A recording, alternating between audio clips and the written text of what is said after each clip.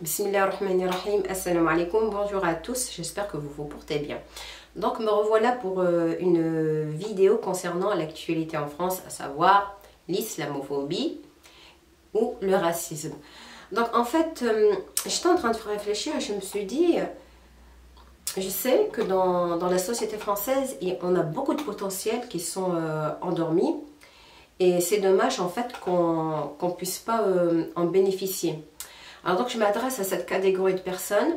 Si comme moi vous en avez marre d'entendre des actes racistes à longueur de journée, à longueur de semaine, à longueur de mois, à longueur d'années, de décennies, eh bien je vous invite à rejoindre les acteurs sociaux, les mosquées et leur proposer votre aide. Donc je donne un petit exemple parmi tant d'autres, à chacun sa spécialité. Donc si par exemple, moi je ne sais pas si vous êtes psychologue par exemple, hein, ça peut être tout, peu importe le métier, hein, peu importe la compétence, vous pouvez être psychologue et demander à ce que vous ayez un créneau horaire par exemple dans une mosquée ou dans une association, leur demander un créneau horaire pour recevoir justement des personnes qui souhaitent comprendre ou gérer l'information qui leur est transmise à longueur de journée concernant l'islamophobie. Donc moi personnellement je n'écoute pas, je ne regarde pas, mais l'information elle finit par arriver parce que les gens en parlent tout simplement. Voilà, donc si vous avez peu importe votre compétence, offrez-la aux mosquées, offrez-la aux associations, parce qu'en fait ils ne viendront pas vous voir parce qu'eux-mêmes ils sont occupés à leurs propres besoins. Donc c'est à vous d'aller apporter votre aide, c'est à vous de proposer un créneau horaire et vous pouvez être 1, 2, 3, 4 personnes et le faire. Donc c'est sûr que vous avez des amis, etc. qui sont sur la même ligne de conduite et qui voudraient faire quelque chose mais qui ne savent pas comment faire. Donc je vous invite à les rejoindre. Voilà, dans un premier temps, pour ma part, moi je pense, hein, comme je le disais durant la précédente vidéo, je pense que pour ma part, vu hein, les propos du ministre Castaner concernant l'hydre islamiste, donc vu ses propos, donc je pense qu'on est arrivé dans un état gravissime. Donc plus personne ne peut le nier et on ne peut plus rester comme marbre.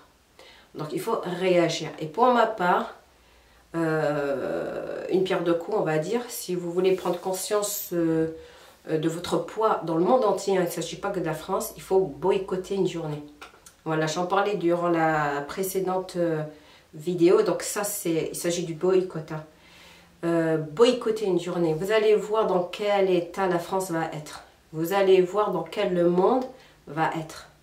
Donc donnez l'exemple, parce que quand vous allez donner l'exemple, les autres pays ne vont pas suivre. Voilà. Si vous restez passive, les autres pays vont suivre. On a vu ce que ça a donné en Belgique, on a vu ce que ça a donné au Canada. Donc là, il y a une loi qui va être votée et également pour pas que les personnes puissent travailler dans la sphère publique à leur voix. Je pense que c'est la loi 21, je ne sais plus si elle a été votée, mais bon, j'avais lu vite fait cette information-là. Donc voilà, alors boycotter, vous allez voir. Ne dites pas, oh, ça ne va pas servir à grand chose, si ça va servir à grand chose, croyez-moi. Ça c'est le minimum de choses qu'on peut faire, parce qu'on est arrivé à un état gravissime. Donc c'est bientôt qu'on va nous mettre, je dirais pas l'étoile de David, mais c'est ce qu'on est en train de nous mettre. Dès que tu vas voir un musulman, tu vas appeler la police, voilà, il a la barbe, il s'est fait pousser la barbe, voilà, c'est, je sais pas où vont aller leurs délires. Voilà, donc vous voyez bien qu'on a affaire à des ministres incompétents. Je pense que même un enfant de 8 ans ne pourrait jamais parler de cette manière-là. Voilà, il fera attention à ses propos, etc. et aux conséquences que ses propos peuvent jouer. Donc, revenons au boycott. Alors, imaginez encore une fois, imaginez tout simplement, imaginez que, par exemple, les femmes de ménage ne font plus le ménage un jour. Il faut bien le faire, ça se prépare. Un jour de boycott, ça se prépare, comment dire, administrativement, etc. Beaucoup de personnes savent le faire. Voilà. Imaginez que la femme de ménage dit, moi aujourd'hui je travaille plus. Je travaille pas, je suis d'accord avec ce boycott parce qu'il y en a marre. Pardon, alhamdoulilah, il y en a marre. Imaginez que les profs, je parle de la communauté musulmane et des personnes qui se sentent concernées, n'enseignent plus ce jour-là. Les gens vont commencer à réfléchir. Parce que là, leur cerveau, il est en pause. D'accord? Imaginez que les médecins urgentistes, etc., ne travaillent pas pendant un jour. Alors, imaginez tout ça encore. Imaginez que les restaurants, les kebabs ne travaillent pas ce jour-là. Vous allez voir ce que ça va donner. Imaginez que ce jour-là, les éboueurs décident de ne pas ramasser les ordures ménagères, etc. Vous voyez? Donc, en fait, vous voyez bien que nous faisons partie de l'économie du pays et qu'on nous traite maintenant comme on va dire comme des monstres, d'accord? Ce qui n'est pas le cas. Et les monstres dans cette affaire, c'est eux. C'est ceux qui, comment dire, annoncent de tels propos. Voilà. Sur ce, encore une fois, je sais pertinemment qu'il y a beaucoup de compétences qui ne sont pas utilisées en France. Elles sont endormies et ça, c'est pas bon pour la société. S'il vous plaît, Inch'Allah, dirigez-vous dans les associations. Donc, j'ai plus le nom exact des associations. Je sais qu'il y a une association qui lutte contre l'islamophobie. Je ne me rappelle plus exactement de son nom. Vous avez des mosquées, etc. Proposez votre aide, etc. Mais pas uniquement pour ce type d'affaires. Mais j'avais envie de dire aussi pour d'autres types d'affaires concernant, par exemple, les... il va y avoir l'hiver approche. Proposer, par exemple, dans les mosquées et associations...